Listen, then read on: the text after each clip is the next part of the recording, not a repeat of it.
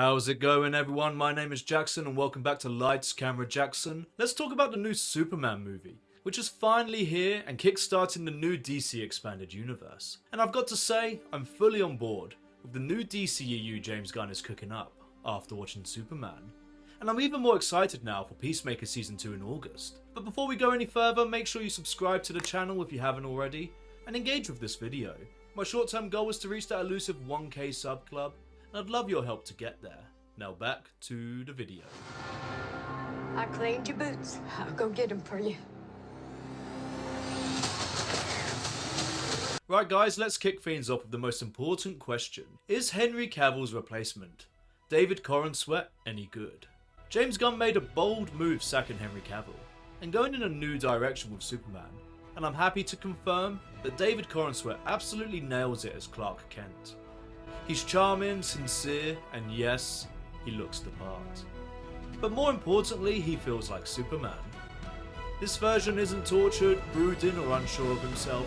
He's hopeful, principled, and willing to do whatever it takes to save all life, whether that's a human, alien, or even a squirrel. The duality of Clark and Superman actually matters again, and Corenswet carries out with real heart. Rachel Brosnahan as Lois Lane sold from the beginning. Her on-screen chemistry with David Corenswet is instant and believable. Lois Lane is sharp, fearless, and drives the plot forward without ever just becoming a damsel in distress. And I look forward to seeing their dynamic continue to flourish moving forward. The villain, Lex Luthor of course, and this time he is played by the ever-excellent Nicholas Hoult, who gives us a colder, creepier Lex Luthor than we've seen in recent time. But he's not that typical world-conquering mastermind, not yet at least. But he does give Superman a run for his money with his team of metahumans, and almost beats him on more than one occasion.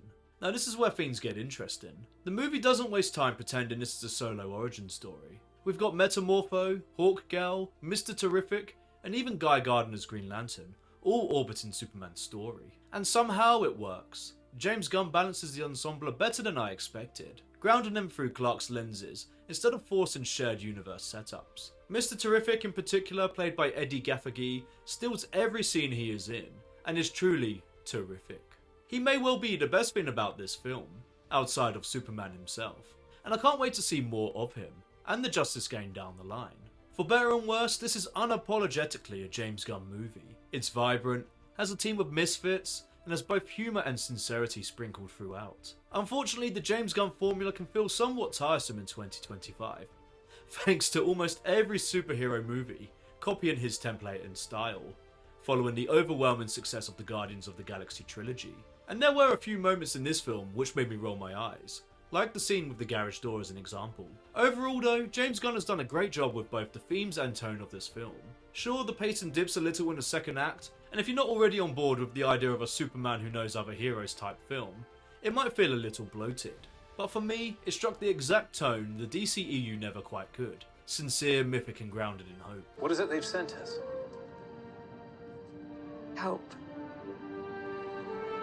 Now there is one big elephant in the room that everyone is talking about, and I can't not bring it up. The geopolitical landscape of this film. Intentional or not, this film is very on the nose, replicating real life events happening in the Middle East. And it's a very ballsy move by James Gunn that I do applaud.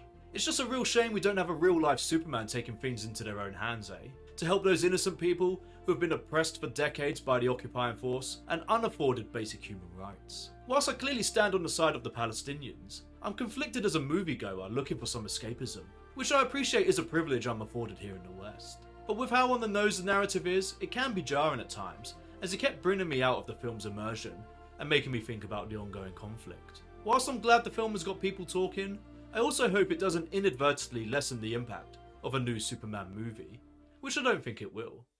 In summary, James Gunn's Superman is the real deal. Is it perfect? No. But it brings Superman back to the big screen in a way that feels both classic and totally fresh. And I would recommend watching this yourselves. The performances throughout are great, and if this is the start of the new DC universe, then I'm all in. Thank you Superman for bringing back some hope to a jaded DC fan.